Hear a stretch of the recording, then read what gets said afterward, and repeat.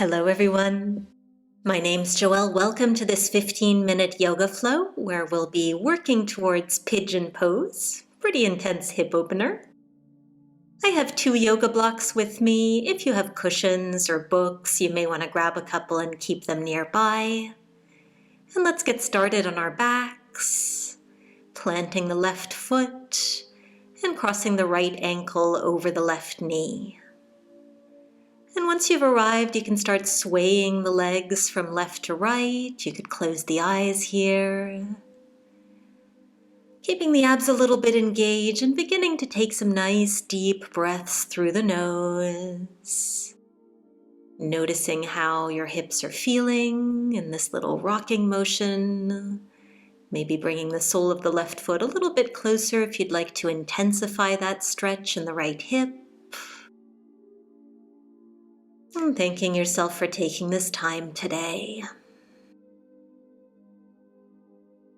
And the next time you're over towards the left, let's bring the sole of the right foot to the ground now, or maybe to a block or a book.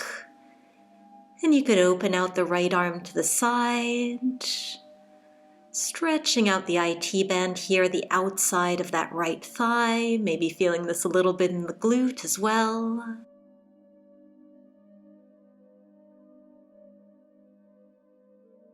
A lot of nice hip openers today. And then we'll come back to center, plant the left foot once more, squeeze the glutes and lift the hips up off the mat, and then set them down. So keep going with this motion, lifting and lowering.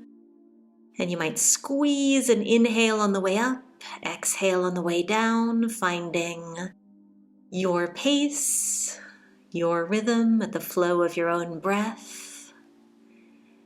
And really emphasizing that squeeze in the glutes.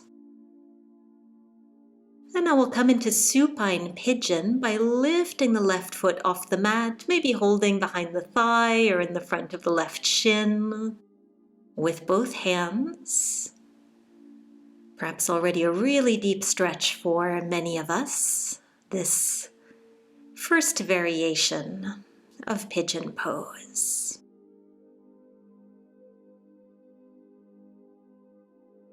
And I encourage you, of course, to direct the breath to wherever you need it most, anywhere that feels intense as we release that one. Really nice. Just take a couple of windshield wipers left to right with both knees.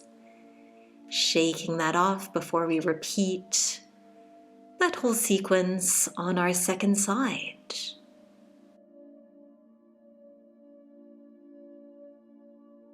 So keeping the right foot planted now, crossing left ankle over right knee. And beginning with those sways from side to side.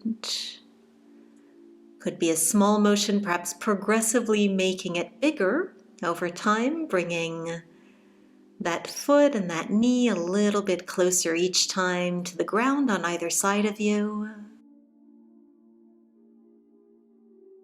And oftentimes we have one side that is considerably tighter. This is definitely my tighter side, so you might feel that as well. And the next time you're over to the left, planting that left foot to the ground, to a block, and opening up into this gentle IT bend twist. And pigeon is a pretty demanding pose for many of us, including myself. It requires a lot of opening and mobility of the front hip, which is what we're working now, as we bring our legs back to center and begin to lift and lower the hips, squeezing those glutes each time you press up. And we also need some pretty open hip flexors for the back leg in pigeon, as well as some strength in the hips and the glutes, as you can see through this movement here. So we'll be working all of those different areas today. Pigeon is also a really beneficial pose. We can come into that supine pigeon now, lifting the right foot off the floor, holding the thigh or the shin. And I always used to be so mystified at how easily some people seemed to be able to get into pigeon when it was So difficult for me for so long, so it tends to be one of those love it or hate it postures for most of us. Really nice. Let's set that down and rock our way up to seated. You might give yourself a little bit more space in front of you, coming to hands and knees. Shoulders over wrists, and once you've arrived, just beginning to take some circles, bringing that right knee around in one direction, opening up a little bit more into that right hip. And then you can reverse that circle just a couple of times here. Still keeping the abs tight. And now we'll step our way forwards into a low lunge. And here's where blocks or books can be especially handy, maybe bringing the floor a little bit closer to your hands. And if it's available, you could catch hold of that back foot, or you might just work on that low lunge. Either way, we're looking for a stretch in the hip flexors of that back leg. So keep a gentle squeeze in the glutes here, encouraging those hips forward. Now let's release the foot, and we'll open that right foot out towards the side and lean our left hip towards the ground. You might even hold the right knee with the right hand. Another option to stay up on a block with that left hand, if that's more accessible, opening up a little bit through the hip flexors, but also through the side of that thigh.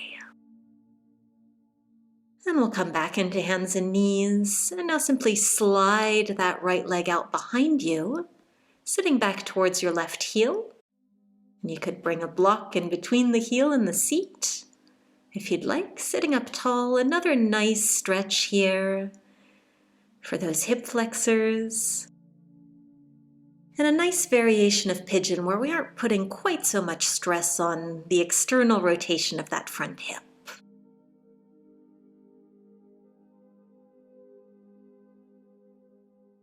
And now let's bring that back foot out behind us at a diagonal, so kind of a modified pigeon here with the hips lifted. You might even sway a little bit, just a few inches left and right, noticing any areas of tightness, breathing into those.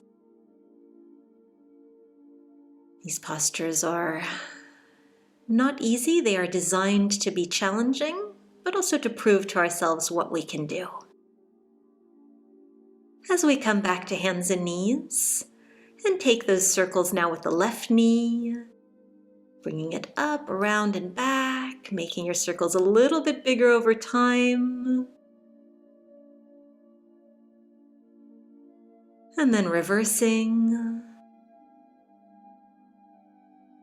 Setting ourselves up for a low lunge on the second side. And we can simply step the left foot forwards, maybe inching the right knee back, using blocks or fingertips on the mat, and maybe catching hold of that back foot with the left hand. Either way, looking for that stretch in the hip flexors, squeezing the glutes, and breathing.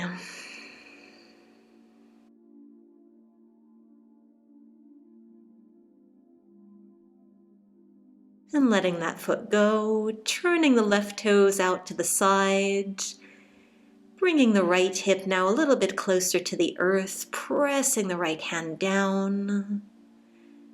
Again, noticing any differences from the first side to the second. Pretty sure all of us know now which is our good side and our bad side, so you may have learned something today about yourself. And now stepping that back, we'll slide that left foot out now behind us, sitting back towards the right heel.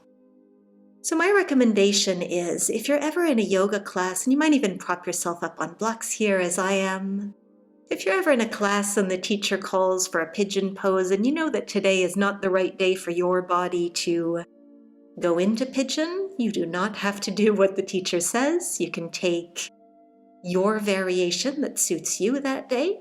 So it might be something like this. It might be that supine pigeon that we did earlier. Or it might even be a diagonal pigeon as we come into that now, bringing the left foot behind you and over towards the right, wiggling a little bit left and right if that feels nice, or just holding in place.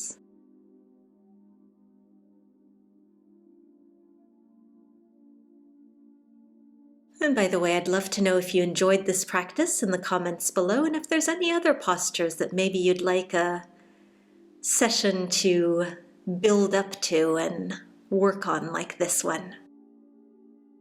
Let's sit ourselves down now. Bring the feet apart a little bit wider than your hips, rocking the knees from side to side.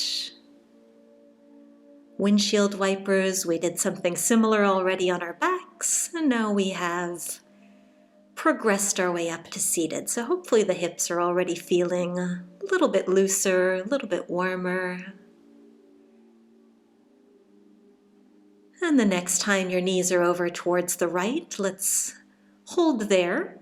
So we're forming 90-degree angles with both knees. And here's another place where a block or cushion can give us a helping hand under that right glute to help you sit up a little bit taller.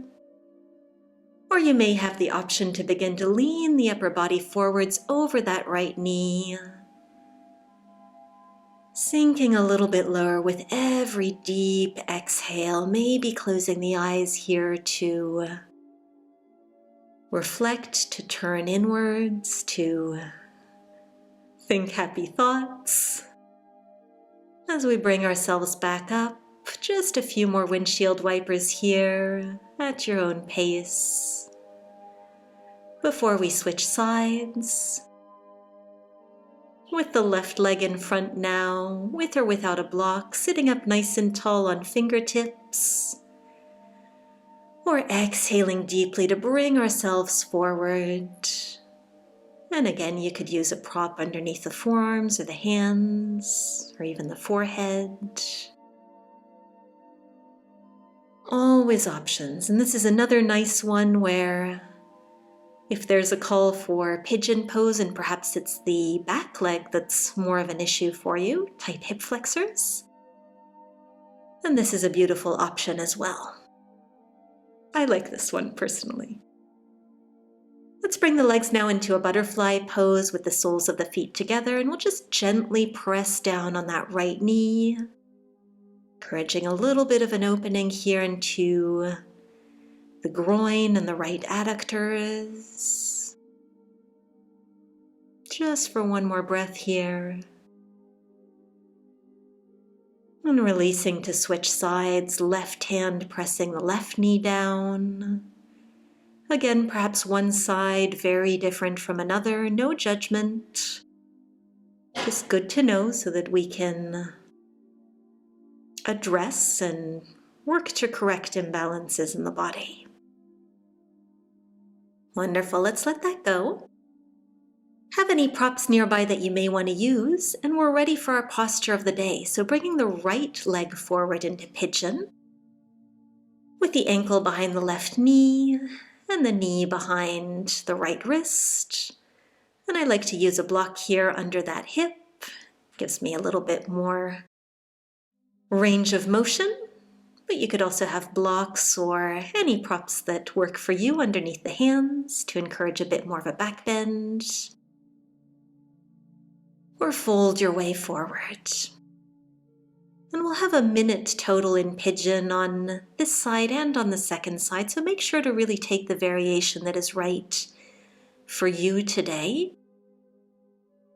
And this might be a practice that you'd like to come back to, and just notice if the pose evolves or changes over time. And see, that wasn't so bad. We can lift our way up out of this first side. Take your time here. Coming into the second side whenever you're ready.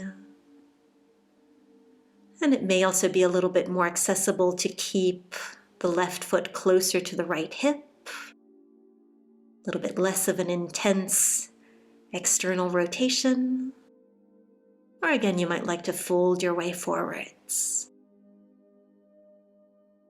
I have heard people say that keeping the foot closer to the hip is cheating, but I am happy to take a cheat day with you anytime because that is the version that I usually take that works best for me, for my hips, and over time I have come to accept and respect that.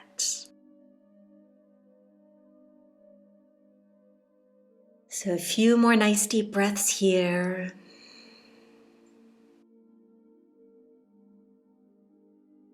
And eventually walking ourselves out of that one, rolling our way back to seated and then onto the back. Bring the feet apart about the width of your yoga mat and let the knees fall in together, a nice counter pose here.